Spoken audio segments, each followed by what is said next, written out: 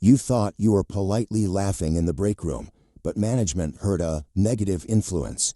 You thought you were politely listening to a wild story, but HR wrote down the word witness.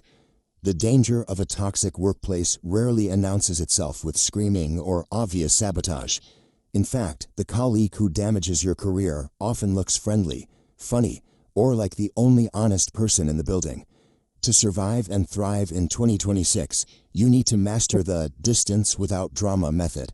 It is a 4-step system designed to systematically neutralize the 8 specific types of toxic personalities operating in the modern office. People don't have to actively sabotage you to do damage. They only have to stand close enough that their chaos gets mistaken for your character. In the workplace, proximity is reputation, and protecting that proximity is your primary responsibility. Step 1 is auditing your immediate orbit. Before you deploy any defenses, you have to mentally map the people around you and sort the 8 toxic profiles into 3 distinct threat vectors. First, watch out for the informants, the rumor mill manager, and the management mole. These colleagues operate by harvesting your private information and emotions. They make you feel chosen to hear a secret, only to turn around and weaponize your reactions by selling summaries of your conversations to management. Then there are the saboteurs, the idea hijacker, and the polite assassin. These 2 are invisible during the hard work, but perfectly positioned during the praise. They undermine your competence to leadership by either claiming your analysis through upward reporting or using faux concern to quietly attack leadership's confidence in you. Finally, you have the drainers, the Perpetual Pessimist, the Time Parasite, the Chaos Creator, and the Limits Bulldozer. They relentlessly exhaust your time, demand your emotional bandwidth, and attempt to recruit you as a defender in their endless conflicts. Correctly identifying which profile you are dealing with is the mandatory first step. You cannot apply the right defense until you know exactly how the threat operates. Step 2 targets the emotional manipulators and the gossip peddlers. To stop the chaos creator, the perpetual pessimist, and the rumor mill manager, you must completely restrict their emotional access to you. You do this by deploying the boring language shield. When confronted with manufactured outrage, complaining, or juicy gossip, you respond using unemotional, entirely neutral phrases. Keep these exact scripts ready. "I need to focus," or "I'll get back to you by email." Deliver them calmly, without irritation or apology. This works because it gives them absolutely nothing to grab. Without your outrage to quote or your confession to carry upstairs, their political engine runs completely out of fuel. Becoming thoroughly uninteresting to a toxic colleague is the ultimate form of professional self-defense.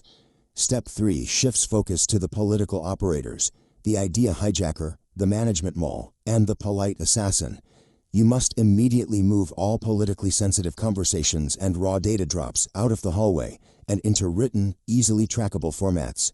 To beat the idea hijacker, never send out a raw idea or a data report with a time-stamped, verifiable record attached to it. If they try to claim your progress in a meeting, your documentation proves authorship. This extreme precision and calm clarity completely neutralizes the polite assassin. When they CC a department head to feign worry about a deadline, your meticulous documented progress renders their concern trolling useless. An impenetrable paper trail removes all ambiguity.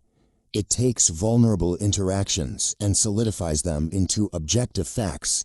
Step 4 is the final protocol, required to defeat the most persistent exhausters in your office, the time parasite and the limits bulldozer. These individuals operate by making you feel guilty for having limits. They always have a quick question that devours your afternoon, or they text your personal phone at 9 p.m. on a Friday for non-urgent work. It is very easy to confuse the establishment of professional boundaries with workplace hostility. Do not make this mistake. You are allowed to protect your time. Saying no once is useless to these coworkers. They treat it like the opening of a negotiation. A true boundary only exists as a repeated pattern of enforcement. Yielding to their constant incremental requests to format a slide deck one more time means you are slowly absorbing their responsibilities. You become someone else's unofficial job description. When off-hours demands arrive, physically detach. Put the phone face down. Walk away. Refuse to let misplaced guilt compromise the limits you have carefully built. The boundary holds only if you have the discipline to enforce it, especially through the temporary, awkward discomfort of saying no. By restricting emotional access, securing your data with timestamps, and enforcing hard lines, your professional defense system is fully active. You can now operate under a clear standard. Maintaining professional distance from coworkers is not an act of hatred. It is a necessary act of hygiene. When you neutralize these toxic profiles, you remove their ability to use your character as a shield for their chaos. You become thoroughly unsabotageable, no matter how high stakes the professional environment gets. If this guide helped you spot a threat in your office, hit that like button so these strategies can reach more people. Leave a comment below telling me which of these 8 types tests your patience the most. And don't forget to subscribe for more career survival strategies in 2026. I will see you in the next one.